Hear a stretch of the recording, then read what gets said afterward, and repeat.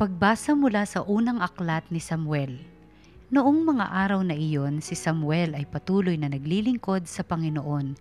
Nang panahong yaon, bihira nang marinig ang tinig ng Panginoon at bihira na rin ang mga pangitain.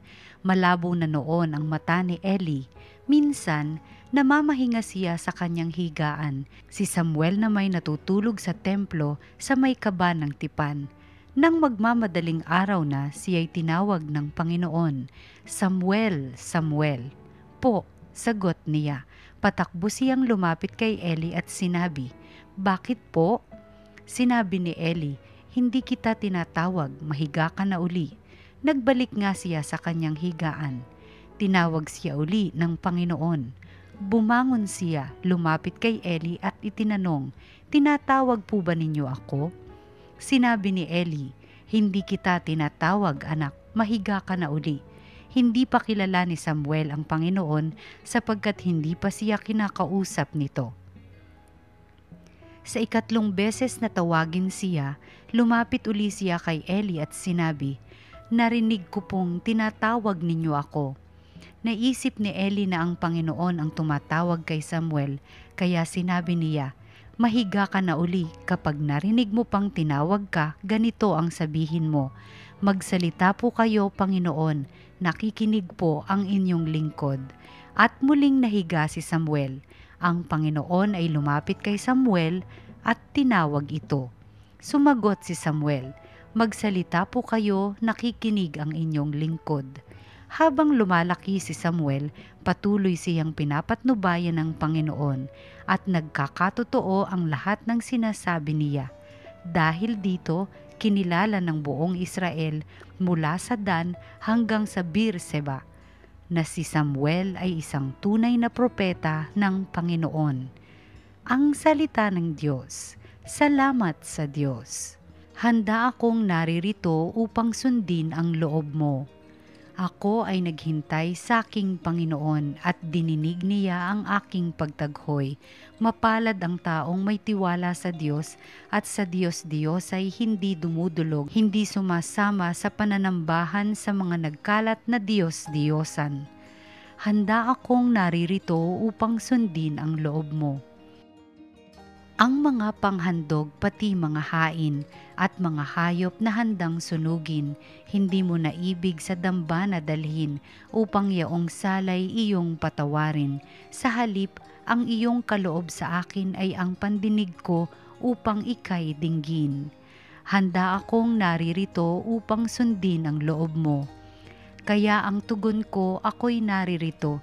Nasa kautusan ang mga turo mo, ang nais kong sundi iyong kalooban, aking itatago sa puso ang aral.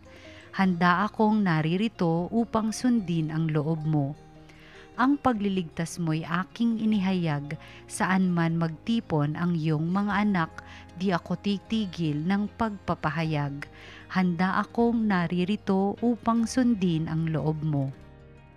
Ang mabuting balita ng Panginoon ayon kay San Marcos. Noong panahong iyon, mula sa sinagoga, si Jesus ay nagtuloy sa bahay ni Simon at Andres. Kasama niya sina Santiago at Juan. Nararatay noon ang biyanan ni Simon Pedro dahil sa matinding lagnat. At ito'y agad nilang sinabi kay Jesus. Nilapitan ni Jesus ang babae, hinawakan sa kamay at ibinangon. Noon di inibsan ito ng lagnat at naglingkod sa kanila. Pagkalubog ng araw, dinala kay Jesus ang lahat ng may sakit at ang mga inaalihan ng demonyo at nagkatipon ang buong bayan sa may pintuan ng bahay. Pinagaling niya ang maraming may sakit, anuman ang kanilang karamdaman at nagpalaya siya ng mga demonyo. Hindi niya hinayaang magsalita ang mga ito sapagkat alam nila kung sino siya. Madaling araw pa'y bumangon na si Jesus at nagtungo sa ilang na puok at nanalangin. Hinanap siya ni Simon at kanyang mga kasama. Nang siya ay matagpuan, sinabi nila, "Hinahanap po kayo ng lahat." Ngunit sinabi ni Jesus, "Kailangang pumunta rin naman tayo sa mga kalapit bayan upang makapangaral ako roon. Ito ang dahilan ng pag-alis ko sa Capernaum." At nilibot niya ang buong Galilea na nangangaral sa mga sinagoga at nagpapalayas ng mga demonyo. Ang mabuting balita ng Panginoon. Pinupuri ka namin, Panginoong Hesukristo.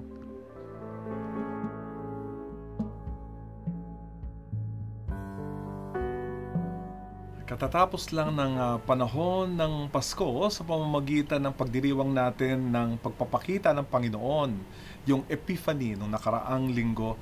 Parang gusto ko na balik-tanawin natin yun parati bago tayo magpatuloy sa ating buhay. Ano ba talaga ang natutunan natin itong Pasko, no? Kaya wag po nating tatanggalin yung mga gunita na yon, yung kaya mga alaala, kasi hanggang ngayon nagsisilbing tala ito sa atin para alam natin kung ano ang susunod nating gagawin sa ating buhay Kristiyano, paano natin tutulungan ang ating kapwa.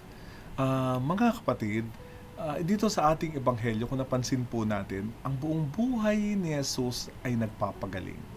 Yun nga, kung babasahin natin lahat sa Biblia, sinasabi nga nagpapagaling ito lahat ng ating isip, ng ating puso, ng ating kaluluwa. Sa sasabuhay na natin ng ating bagong buhay kay Kristo, maganda rin siguro ito yung mga mungkahi ng aking ibibigay, na sana ang presensya natin ay talagang parating nakakapagpagaling sa ating kapwa. Napansin naman natin, ang dami-dami dito pinagaling ng ating Panginoong Hesukristo. Ito yung part ng kanyang pang-araw-araw na buhay, at sana ganun na rin ang gawin natin. Sa mga taong lalapit sa atin, nakapagpapagaling ba tayo sa kanila, sa kanilang isip? Nagbibigay po ba tayo ng inspirasyon sa kanila? Nagbibigay pa tayo kaaliwan sa kanilang puso? No? So, linaw ng isip, tapos pag-ibig sa puso, at naniniwala ako, nagdadala ito sa paghihilom ng kanilang buong buhay. No? Kaya tularan natin ang ating Panginoong Hesukristo na sinasama niya ang kanyang mga apostol para makita kung paano siya nagpapagaling. Ikalawa, mapagdasal, no? Ang ating Panginoong Hesukristo. Talagang hindi talaga makakawala isang araw na hindi siya magdadasal sa kanyang Ama.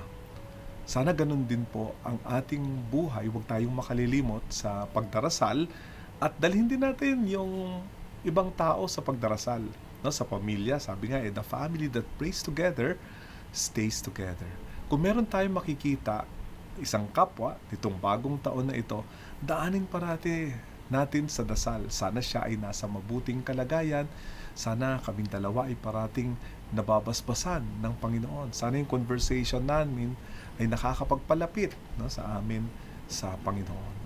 At ikatlo, dahil, no, sa ating papel bilang mga Kristiyano, ito bahagi naman ng synodality, ay talagang parating merong misyon. Sabi ni Jesus, kailangang ipangalat ko parati ang mabuting balita. Kaya ang ating Panginoon Jesucristo ay lumilipat-lipat sa iba-ibang lugar, iba-ibang nayon, sa pagpapangalat niya ng mabuting balita. Huwag tayong manahimik sa pagiging mga Katolikong maintenance lamang. Sabi, meron Church of the Maintenance. Medyo kasama na rin dito. Kasama na rin natin yung Katoliko sarado na kontento na lang sa ginagawa nating pagiging Katoliko. Ang dami nating misyon na kailangang gampanin dito sa mundong ito. Now, sa mga magulang, hindi hihinto ang mga magulang hanggang sa maipangalat nila si Kristo sa kanilang mga anak at nagsanhi upang ang mga batang ito ay maging Kristiyano. At tayo, sa bawat tao nakikita natin, lahat ng kabutihan pinamamalas natin magdala sa kanila sa isang malalim na pakikipag-ugnayan sa Diyos. At dito, hindi natin nakakalimutan ang ating papel bilang mga Katoliko at Kristiyano. Dalhin ang bawat isa kay Kristo. Manalangin tayo. O Diyos, sa taong ito, sa bagong taong ito, hipuin ninyo ang aming puso, pag-alabin po ninyo ito, bigyang linaw ang aming isipan kung ano po ang aming gagawin at pagalingin niyo po kami sa aming pang-araw-araw na buhay upang maging instrumento kami sa paghihilom ng aming kapwa at pagpapalapit po ng aming kapwa sa inyo. Hinihiling namin ito sa pamamagitan ni Jesucristong aming Panginoon